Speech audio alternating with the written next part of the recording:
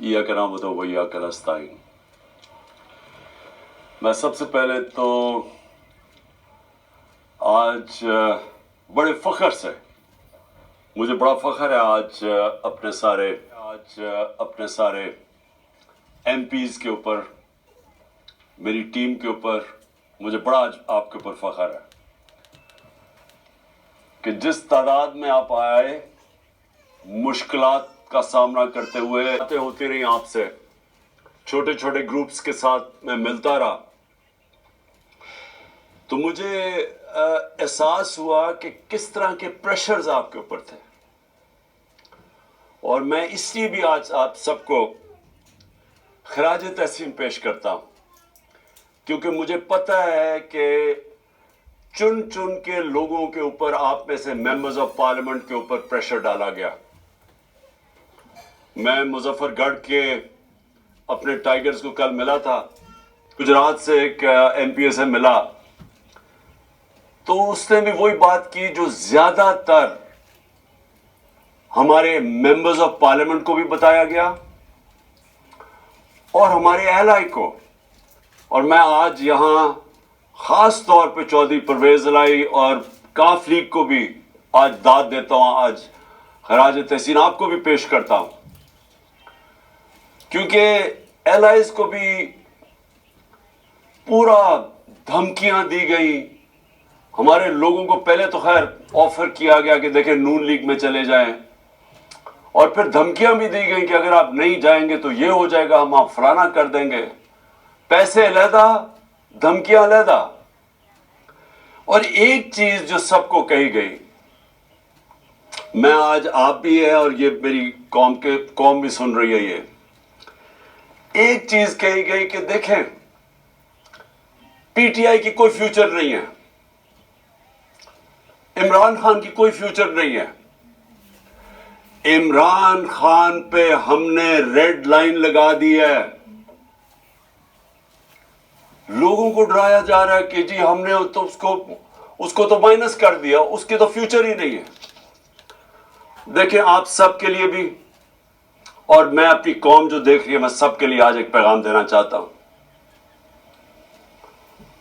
स्वाय अल्लाह के और उसके बाद ये जो कौम के वारिस हैं अल्लाह के बाद, वो पाकिस्तान की अवाम है। किसी के ऊपर सिर्फ रेड लाइन पाकिस्तान की अवाम डाल सकती है और कोई नहीं डाल सकता। और जो भी ये समझता है, जिसमें भी ये तकब्बुर है, ये जो रौनत है, ये तकब्बुर कि जी हमने रेड लाइन डाल दी, ना उनके अंदर अकल है। सिर्फ बेवकूफ इंसान ऐसी बात कर सकते हैं। ना उनको सियासत की समझ है, ना उन्होंने तारीख पढ़ी हुई है, ना उन्होंने इस मुल्क की तारीख पढ़ी हुई है। जिसने भी कोई थोड़ा पढ़ा लिखा आदमी जिसने तारीख पढ़ी हो, वो कभी भी इतनी अहमकाना बात नहीं कर सकता। हमेशा एक मुल्क के अंदर अवाम फैसला करती है किसके ऊपर रेड लाइन डाली जाती और नहीं डाली जाती। आप माशाअल्लाह, और मैं अल्लाह का हाथ उठा के शुक्र अदा करता हूं कि अल्लाह ने आज आपकी जमात, उसको आज वो मुकाम दिया है। 70 साल मेरी उम्र है। मैं आपको पूरे यकीन और वसूख से कह सकता हूं कि पाकिस्तान की तारीख में कभी किसी जमात को वो मकबूलियत नहीं मिली जो माशाअल्लाह अल्लाह ने आपकी जमात को दी है। और अब किसी को शक था तो उठा के देख लें। पहले तो 65 जलसे किए, जरा 65 जलसों की जरा वीडियोस लोगों को दिखा दें। आजकल तो सोशल मीडिया का जमाना है। गर्मी की इंतहा के अंदर जिस तरह पाकिस्तान की पब्लिक निकली, पाकिस्तान की तारीख में कभी ऐसे पब्लिक नहीं निकली किसी भी जमात के लिए। पब्लिक ने बार बार बताया वो किधर खड़ी है, वो आपके साथ खड़ी है। जब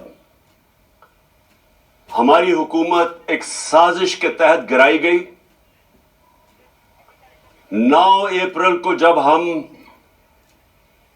میں اپنی ڈائری لے کے گھر پہنچا تو جو بھی یہ ریڈ لائن ڈرا کرنے والے سمجھ رہے ہیں کہ ریڈ لائن ڈرا کی, سب کو شوق ملا کہ جب 10 اپریل کو پاکستان کی پبلک سڑکوں کے اوپر حکومت جس کو ہٹایا گیا ہو, آج تک پاکستان کی پبلک نے مٹھائیاں تو بانٹی ہیں, کبھی اس حکومت کے لیے لاکھوں لوگ نہیں نکلے. اور اس کے بعد الیکشنز ہوئے, 16 جولائی کو الیکشنز ہوئے. ایک عجیب سچویشن تھا کہ حمزہ کو یہاں بٹھا دیا گیا, ساری اس کے ساتھ پولیس, انتظامیہ, اسٹیبلشمنٹ مدد کر رہی ہے اس کی, ہر چیز, الیکشن کمیشن پوری مدد کر رہی ہے. یہ بھی پنجاب کی تاریخ میں کبھی نہیں ہوا کہ سویپ کی, تحریک انصاف نے بائی الیکشن سویپ کیے. اور وہ کیوں کیے؟ کیونکہ پاکستانی قوم نکل آئی. کبھی اس طرح قوم نہیں نکلی, نہ کسی نے برادری دیکھی, نہ کسی نے رشتہ داریاں دیکھی, لوگ نظریے کے لیے نکلے. اور آپ سب جانتے ہیں کیونکہ آپ سب نے شرکت کی, آپ نے سب اس پر کو الیکشن ہوا. 16 اکتوبر کو چن کے الیکشن کمیشن اور نواز شریف نے چن کے وہ حلقے, ان حلقوں کے اندر بائی الیکشن کروائی جو ہمارے سب سے کمزور تھے, جن میں پی ڈی ایم کی, ان ساری جماعتوں کی دگنی ووٹس تھی ہماری 2018 الیکشن میں. چن کے انہوں نے الیکشن کروائے, اور وہ آپ سب نے دیکھا کہ 8 میں سے 7 الیکشن ہم جیتے, اور پبلک نے ووٹ ڈالی. پبلک نے ووٹ ڈالی یہ جانتے ہوئے کہ میں نے الیکشن میں, ہم نے اسمبلیوں میں نہیں بیٹھنا تھا. یہ کبھی آپ نے سنا پاکستان میں, کبھی ایسے پاکستان میں ہوا کہ پبلک اس چیز کو جانتے ہوئے کہ یہ جو ایم این اے کو ہم ووٹ ڈال رہے ہیں یہ ہمارے کام نہیں کروا سکے گا, ہماری گلی سڑکیاں, ہمارے جو کام ہے وہ الیکشن جیتے. پبلک واضح بتاتی جا رہی تھی کہ وہ کدھر کھڑی ہے. لیکن مجھے افسوس سے کہنا پڑتا ہے کہ فیصلہ کیا گیا کہ ہم ڈنڈے کے زور سے پبلک اوپینین کو موڑیں گے.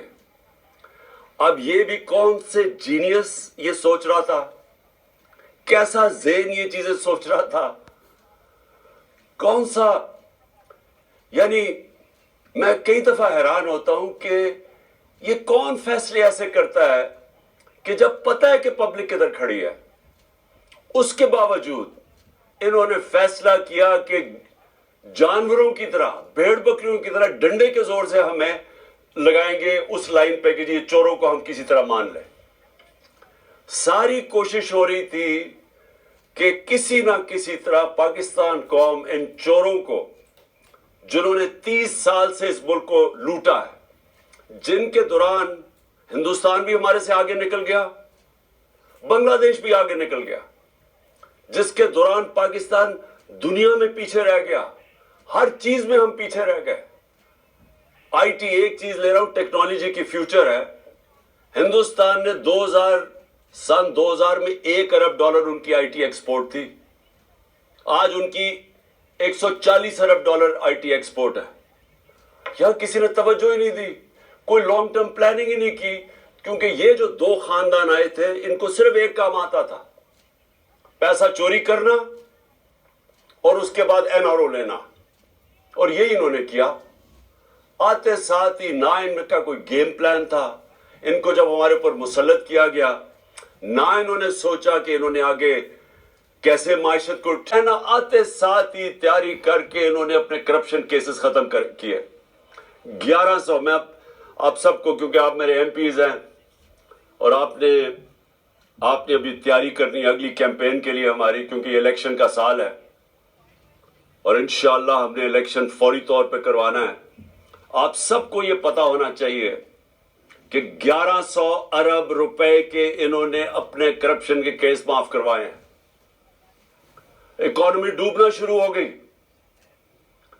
نظر آ رہا تھا کہ ان کو کوئی سمجھ ہی نہیں ہے اکانومی کی. اور ان کو یہ بھی کیونکہ ماضی میں جب بھی یہ اقتدار میں آئے ہیں انہوں نے یہی کیا ہے. 99 میں جب ان کی حکومت گئی اکانومی بینکرپٹ, کوئی ایکسپورٹس نہیں بڑھائی گئی. ایکسپورٹس بڑھائیں گے تو دولت میں اضافہ ہوگا قوم کی. پھر سے جب یہ 2018 میں گئے پھر ملک بینکرپٹ. ہمارے آخری 2 سال میں ریکارڈ گروتھ تھی. سارے اکنامک انڈیکیٹرز, چاہے ایکسپورٹس ہو, چاہے ٹیکس کلیکشن ہو, چاہے ریمیٹنسز ہو, چاہے ہماری ایگریکلچر گروتھ ریٹ ہو, زراعت کے اندر, سب پازیٹیو جا رہا تھا. جب سے یہ آئے ہیں آج یہ حال ہے کہ ہندوستان کے آج ٹی وی دیکھ لیں, زیادہ تر لوگ زوم کے اوپر بات کر رہے ہیں. آج کل کون سی ایسی چیز تھی جو زوم پہ نہیں ہو سکتی تھی؟ میں نے زوم کے اوپر یونائٹڈ نیشنز کو بھی ایڈریس کیا ہوا ہے. میں نے زوم کے اوپر ساری میٹنگز کی ہوئی ہیں. کوئی ضرورت نہیں ہے آج کل کے زمانے میں اتنا بڑا ڈیلیگیشن بھیک مانگنے کے لیے وہاں جانے. اور اس سے کیا ملا وہ بخیر اگلی بات ہے. لیکن پوائنٹ میں کہہ رہا ہوں, معیشت ہم وہ چھوڑ کے گئے تھے جس سے ہم آگے, ہماری کوشش تھی جو میکسیمم ڈالر آئے ہیں پاکستان کی تاریخ میں.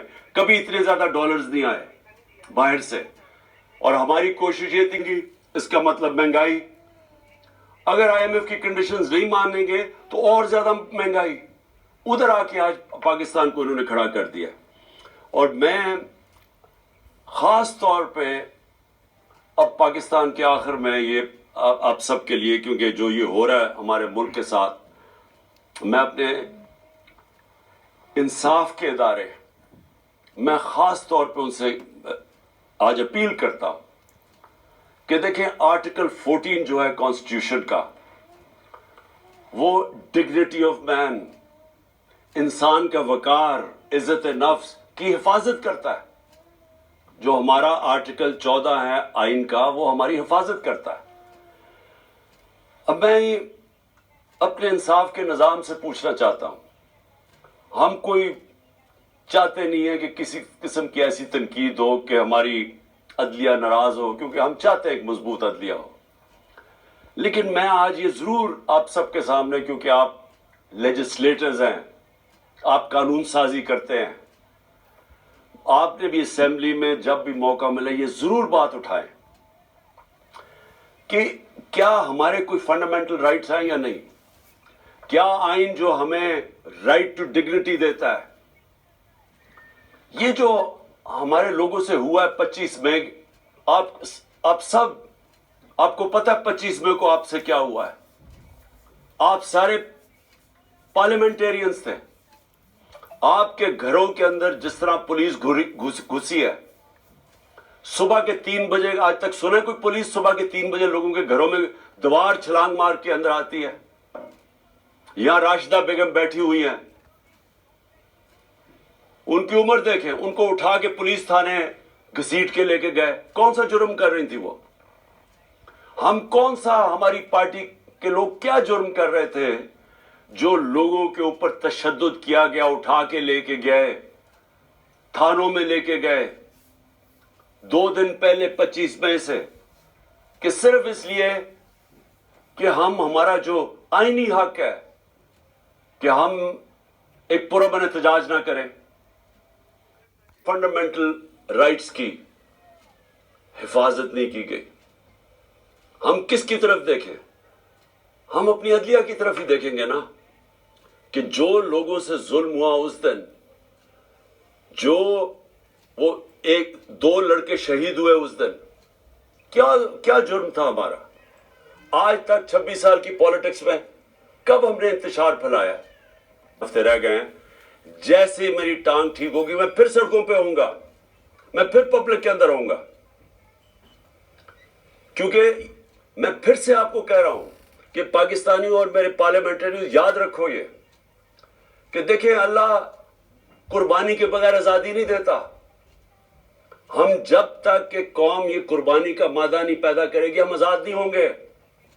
یہ جس طرح کے چور ہمارے اوپر مسلط ہوئے ہیں, جس طرح کے یہ جرائم پیشہ لوگ, یہ بدماش, جس طرح یہ رانا ثناء اللہ ہے, جس قوم کے اوپر بھی اس طرح کے لوگ مسلط ہو جائیں وہ قوم تباہ ہو جاتی ہے. اللہ نے اس لیے ہمارے اوپر فرض کیا ہوا ہے, ہمارے اوپر جہاد فرض ہے. اللہ حکم دیتا ہے کہ جب آپ ظلم اور ناانصافی دیکھتے ہیں اس کے سامنے کھڑے ہو, مقابلہ کرو, خوف کے بت کی پوجا نہ کرو. یہ اللہ کا حکم ہے. تو یہ جو اوپر ہمارے چور اور ہر قسم, میں اس ملک کی آزادی اپنے بچوں کے مستقبل کے لیے کر رہا ہوں, اور میں چاہتا ہوں آپ بھی اس کو ایسے دیکھیں.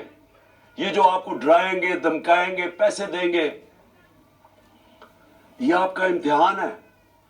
اور میں جس طرح ابھی تک آپ کھڑے رہے ہیں, مجھے یہ امید ہے کہ انشاءاللہ آنے والے ایک دو دن ہیں جنہوں میں انشاءاللہ ہم فیصلہ ہوگا, اس میں آپ سب کامیاب ہوں گے, مقابلہ کریں گے. میں صرف بلال وڑائچ کو, جو انڈیپینڈنٹ ایم پی ہے, جنہوں نے ہمیں جوائن کیا ہے, میں ان کو خوش آمدید کہتا ہوں پارٹی کے اندر. اور مجھے پتہ ہے ہمارے تھوڑے سے لوگ ابھی پہنچ رہے ہیں, تو میں سب کی, میں جس طرح کرکٹ کا سکور دیکھ رہا ہوں اسی طرح میں آپ کے بھی پورا سکور فالو کر رہا ہوں کہ ابھی تک نمبر کدھر تک پہنچا ہے. اور مجھے نظر آ رہا ہے کہ انشاءاللہ وہ جو ہمارا وکٹری ٹارگٹ ہے وہ زیادہ دور نہیں ہے. تو میں آخر میں آپ کو آج اپنے پارلیمنٹیرینز کو اور میں اپنی قوم کو, میں آپ سب کو ایک پیغام دینا چاہتا ہوں کہ کیونکہ ابھی تک میں باہر نہیں نکل سکتا, مجھے یعنی عوام میں نہیں نکل سکتا, اس لیے کہ میری جو ٹانگ ابھی تک 3 مہینے لگتی ہیں اس کو ٹھیک ہونے میں, تو تھوڑا سا بھی وقت ہے اس کو. اور میں یقین رکھیں کہ جس وقت میں نکلوں گا, یہ جو کہہ رہے ہیں نا ریڈ لائن ڈرا کی ہوئی ہے, یہ میں آپ کو ریڈ لائن مٹا کے دکھاؤں گا.